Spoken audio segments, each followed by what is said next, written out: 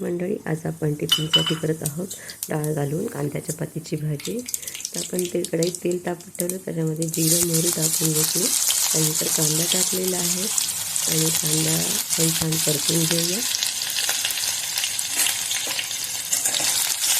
कांदा परतल्यावर आपण त्यामध्ये थोडंसं हळद, तिखट आणि मीठ घातलेलं आहे. मीठ टाकल्यामुळे कांदा लवकर मऊ होतो.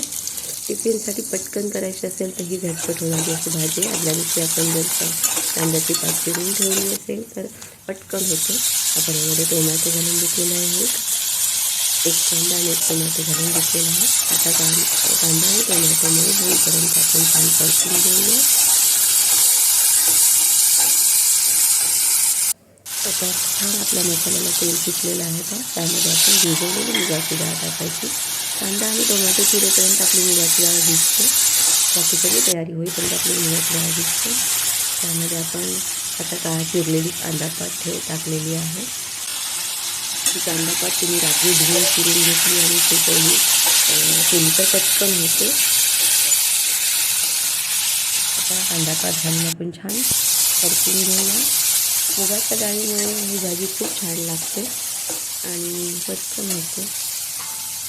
आपण त्यावर झाकण ठेवूया आणि झाकणावर आपण पाणी घालूया. एकदम कमी कधीही पाणी घालायचं नाही. थंड पाणी तर बिलकुल ओतायचं नाही.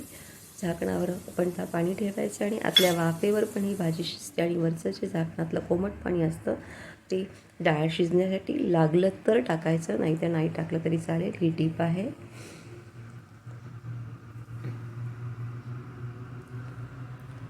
आणि आता आपण परत एकदा भाजी हलवून त्याच्यावर झाकण ठेवूया.